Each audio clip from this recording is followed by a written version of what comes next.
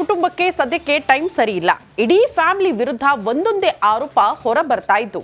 ಇದೀಗ ರೇವಣ್ಣನ ಮೊದಲ ಮಗನಿಗೂ ಸಲಿಂಗ ಕಾಮದ ಕಾನೂನು ಕುಣಿಕೆ ಬಿಗಿಯಾಗ್ತಾ ಇದೆ. ಯಾಕೆ ಅಂತೀರಾ? ಈ ಸ್ಟೋರಿ ನೋಡಿ. ನಾವೀಗ ಸೂರಜ್ ರೇವಣ್ಣ ಅವರ ತೋಟದ ಮನೆಯ ಮುಂಭಾಗದಲ್ಲಿದ್ದೇವೆ. ಸೂರಜ್ ರೇವಣ್ಣ ಫಸ್ಟ್ ರಿಯಾಕ್ಷನ್ ಕೊಟ್ಟಿದ್ದು ರಿಪಬ್ಲಿಕ್ ಕನ್ನಡಕ್ಕೆ. ಯಾರು ಎಷ್ಟು ಬೇಕಾದ್ರೂ ಷಡ್ಯಂತ್ರ ಮಾಡ್ಕೊಳ್ಳಿ, ಏನಾದ್ರು ಮಾಡ್ಕೊಳ್ಳಿ. ಎಕ್ಸ್ಕ್ಲೂಸಿವ್ ಲೈವ್ ದೃಶ್ಯಾವಳಿಗಳನ್ನು ನೀವು ಗಮನಿಸ್ತಾ ಇದ್ದೀರಿ. ಸರ್, FIR ದಾಖಲಾಗಿದೆ. ಸರ್, FIR ದಾಖಲಾಗಿದೆ. ಸಂಪೂರ್ಣವಾಗಿ ನಾವೀಗ ಲೈವ್ ಕವರೇಜ್ ಅನ್ನ ಮಾಡಿದ್ದೇವೆ. ಸೂರಜ್ ರೇವಣ್ಣ ಅವರನ್ನ ಇದೀಗ CID ಎನ್ಕ್ವೈರಿಗೆ ವಹಿಸಿ ನ್ಯಾಯಾಲಯ ಆದೇಶವನ್ನ ನೀಡಿದೆ. ಸೂರಜ್ ರೇವಣ್ಣ ಅವರನ್ನ ನ್ಯಾಯಾಂಗ ಬಂಧನಕ್ಕೆ ಕೊಡಲಾಗಿದೆ. ಟೈಮ್ ಬರುತ್ತೆ, ಕಾಲ ಬಂದಾಗ ಎಲ್ಲ ಇದೆ.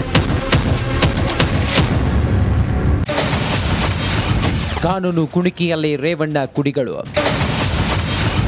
ಕಾಮಕಾಂಡದಲ್ಲಿ ಸೂರಜ್ ಪ್ರಜ್ವಲ್ ವಿಲವಿಲ. ಮಾಜಿ ಸಚಿವ HD ರೇವಣ್ಣ ಕುಟುಂಬ ಕಾನೂನಿನ ಕುಣಿಕೆಯಲ್ಲಿ ಒದ್ದಾಡುತ್ತಿದೆ. ಒಂದಾದ ಮೇಲೊಂದು ಸಂಕಷ್ಟಗಳು ರೇವಣ್ಣ ಫ್ಯಾಮಿಲಿಗೆ ಬಂದೊದಗಿದೆ. ಅಣ್ಣ ಸೂರಜ್ ರೇವಣ್ಣಗೆ ಸಲಿಂಗ ಕಾಮ ಉರುಳಾದ್ರೆ ತಮ್ಮ ಪ್ರಜ್ವಲ್ ರೇವಣ್ಣಗೆ 3ನೇ ಕೇಸ್ ಕಂಟಕವಾಗಿದೆ. ಪರಪ್ಪನ ಅಗ್ರಹಾರದಲ್ಲಿ ಅಣ್ಣನ ಕ್ವಾರಂಟೈನ್ ಸೆಲ್ನ ಕಂಬಿ ಎಣಿಸಿದ್ದಾರೆ. ಕಾರ್ಯಕರ್ತನ ಮೇಲೆ ಅಸಹಜ ಲೈಂಗಿಕ ದೌರ್ಜನ್ಯ ಎಸಗಿದ ಆರೋಪದಲ್ಲಿ JDSನ MLC ಸೂರಜ್ ರೇವಣ್ಣನಿಗೆ ನ್ಯಾಯಾಂಗ ಬಂಧನ ವಿಧಿಸಲಾಗಿತ್ತು. ಇನ್ನು ಸೂರಜ್ ವಿರುದ್ಧ ದಾಖಲಾದ ಪ್ರಕರಣದಲ್ಲಿ ಪೊಲೀಸರು ಯಾವೆಲ್ಲ ಸೆಕ್ಷನ್ ಹಾಕಿದ್ದಾರೆ ಬನ್ನಿ ನೋಡೋಣ. ಯಾವೆಲ್ಲ ಸೆಕ್ಷನ್? IPC ಸೆಕ್ಷನ್ 377 ಅಸ್ವಾಭಾವಿಕ ಲೈಂಗಿಕ ದೌರ್ಜನ್ಯ, IPC ಸೆಕ್ಷನ್ 342 ದುರುದ್ದೇಶದಿಂದ ಕೂಡಿ ಹಾಕುವುದು, IPC ಸೆಕ್ಷನ್ 506 ಕ್ರಿಮಿನಲ್ ಪಿತೂರಿ ಜೀವ ಬೆದರಿಕೆ ಸೆಕ್ಷನ್ ಹಾಕಿದ್ದಾರೆ. ಎಂದಾದರೂ ದೂರು ಕೊಡ್ತಾನ 2ನೇ ಸಂತ್ರಸ್ತನ ಕೇಸ್. ಸದ್ಯ ಮೊದಲ ಸಂತ್ರಸ್ತನ ದೂರಿನ ಮೇರೆಗೆ CID ಕಸ್ಟಡಿ ಸೇರಿರುವ ಸೂರಜ್ಗೆ ಇನ್ನೊಂದು ಕೇಸ್ ದಾಖಲಾಗುವ ನಿರೀಕ್ಷೆ ಇದೆ. ಮಾಜಿ ಆಪ್ತ 2ನೇ ಸಂತ್ರಸ್ತ ಇಂದೇನಾದರೂ ದೂರು ನೀಡಿದರೆ ಕಂಟಕ ಕಟ್ಟಿಟ್ಟ ಬುತ್ತಿ. Bureau report, Republic Kannada.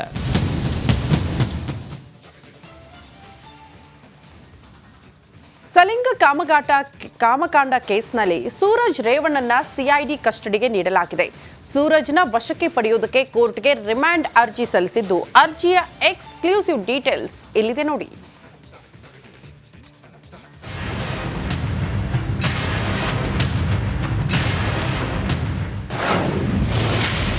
ಸೂರಜ್ನ ವಶಕ್ಕೆ ಪಡೆಯಲು ರಿಮ್ಯಾಂಡ್ ಅರ್ಜಿ ಸಲ್ಲಿಕೆ.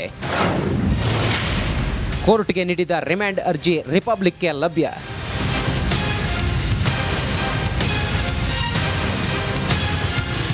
ರೇವಣ್ಣ ಕುಟುಂಬ ಕಾನೂನಿನ ಕುಣಿಕೆಯಲ್ಲಿ ಒದ್ದಾಡುತ್ತಿದೆ.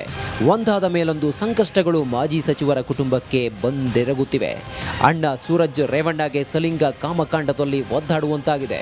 JDS ಕಾರ್ಯಕರ್ತನ ಮೇಲೆ ಅಸಹಜ ಲೈಂಗಿಕ ದೌರ್ಜನ್ಯದ ಆರೋಪದಲ್ಲಿ MLC ಸೂರಜ್ ರೇವಣ್ಣನನ್ನ 7 ದಿನ CID ಕಸ್ಟಡಿಗೆ ನೀಡಲಾಗಿದೆ.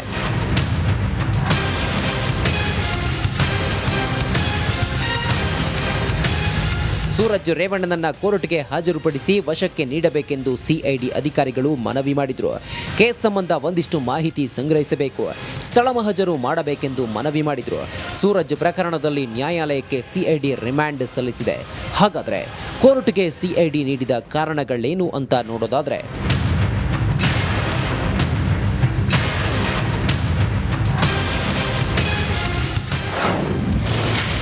CID ನೀಡಿದ ಕಾರಣಗಳೇನು? ಸೂರಜ್ ರೇವಣ್ಣನನ್ನ ಕೂಲಂಕುಷವಾಗಿ ತನಿಖೆ ಮಾಡಬೇಕು. ಕೃತ್ಯವೆಸಗಿರುವ ಆರೋಪಿಯೊಂದಿಗೆ ಸ್ಥಳ ಮಹಜರು ಮಾಡಬೇಕು. ಕೃತ್ಯ ನಡೆದ ಸ್ಥಳ ಹಾಸನ ಜಿಲ್ಲೆಯಲ್ಲಿದ್ದು ಮಹಜರು ಮಾಡಬೇಕು. ಸೂರಜ್ ರೇವಣ್ಣಗೆ ವೈದ್ಯಕೀಯ ಪರೀಕ್ಷೆ ಮಾಡಬೇಕು.